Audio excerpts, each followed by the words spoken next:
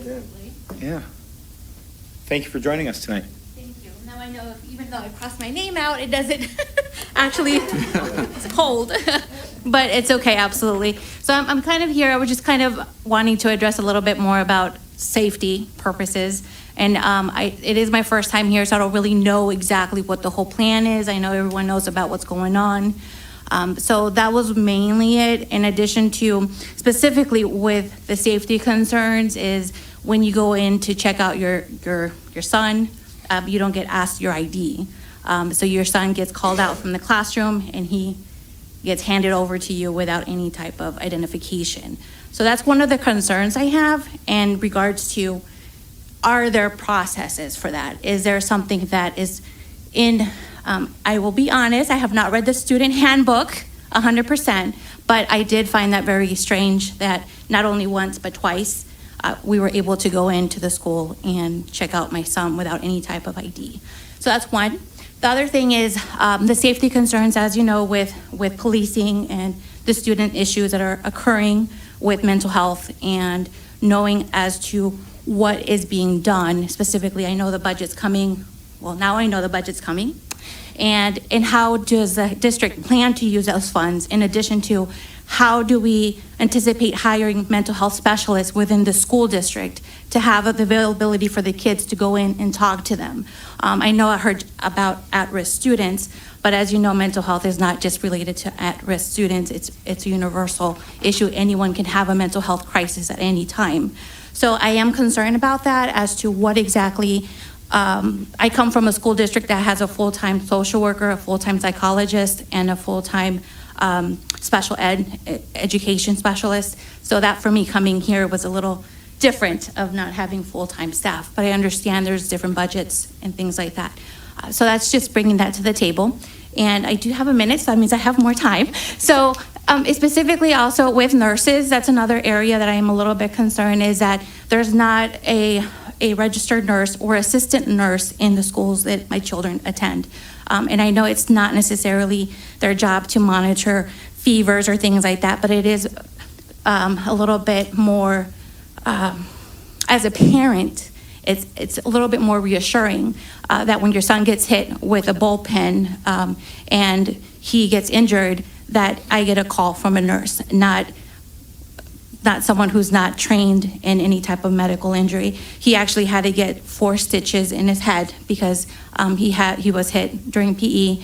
And so my concern is not with the staff, is not concerned with the equipment, it's just how it was handled, and not having trained staff available for our kids for me is very disconcerting because I did not find out about the issue until I got home from work, and then I had to rush him to the emergency room where he got stitches.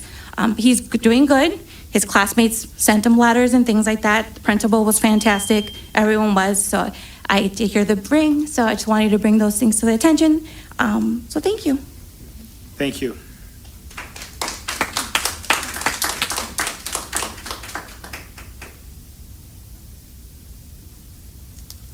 All right.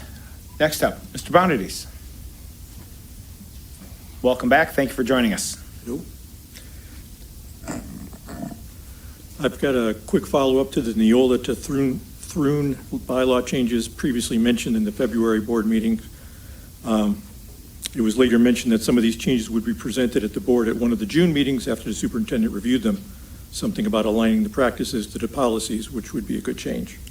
This was initially presented by the superintendent with support from the 2 lawyers on the board as a way to get a stronger legal defense scenario for the board. So I would like to officially request that when the superintendent presents this to the board, he covers these areas. What changes in the packages support the improved basic teaching of the students in the district, reading, math, science, and what rights, privileges, or even access changes will result for the public and parents?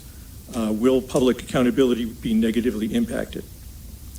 I ask this because there will probably be a bulk switchover of all the bylaws from the old ones to the new ones, and there will not be an opportunity to review them side by side. If there is a change in the public comment from 3 minutes to 1 minute, we would notice. Lastly, I would really like to know if the whole board had an opportunity to even see these changes or the concept, since we've already purchased it, or if this was a subcommittee decision only or if it was strictly a superintendent decision. Just wondering how much of the education system is really under local control versus the Michigan Association of Superintendents and Administrators, or the Michigan Association of School Boards, or the National School Board Association, who considers parents to be domestic terrorists. And in the interest of not getting myself in trouble for sarcasm, I'll stop there. Thank you. Thank you.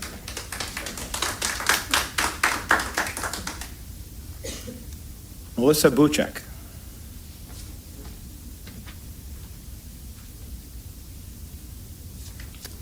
Good evening. Thank you for joining us. Good evening. Hi. My name is Melissa Buczek. I'm a mother, volunteer, engineer. And as a parent of a special needs child, I can tell you I get the idea of inclusion and belonging at my core. I also understand affirming, this is based on the previous school board meetings I've attended. I understand affirming differences based on skin color, gender, but accommodating some while putting others off is not the answer. Last month, this room, for this meeting, was lectured on its use of pronouns. Several students referred to public comment speakers at these board meetings as ignorant. Ignorant in regards to what, though? Sounds like the DEI push is here to shove their idea of inclusion down your throats, and that's my interpretation. It appeared that they coached a bunch of students to come in and walk in and talk about how their colleagues, as one of them referred to him as a colleague, treated them. Not sure what you all heard at the last meeting, but something seemed off to me. Are DEI student leaders being coached? If a student says it, then it must be, is it true then, necessarily? And I get it, I've been a female in a male-dominated field of engineering. The world isn't fair. I had to work harder than my peers through school, and I root for underdogs, and I'm not here to attack individuals. But the DEI push says that equity is the answer to our vulnerable minority students. Some in this district believe that not announcing honor students' names at the MPS end-of-year ceremonies, this happened this year, maybe that shields the vulnerable or something like that. But I see it as taking away from the students that worked hard this year by not acknowledging their names. It deprives them of the encouragement to work hard. We saw two wonderful women come up here and talk about this Oculus program, and I mean, it probably took more than last year to get them to that point. Like, they needed the encouragement. So the focus on working hard for merit needs to come back. But that's not how equity works, I don't think. It seems like it's creating a ceiling for high achievers so that we all feel good when there's equal outcomes. But DeAndre, take note in case you're still looking for a definition for equity. This appears to be what equity, is defined as. Meanwhile, I see in the Communique students celebrated up and down for their extracurricular achievements. So, kudos to that and having them celebrated. I'll just end with my vote for school board coming up in November is going to be based on candidates that support parents that come up here and advocate for their students. Thank you. Thank you.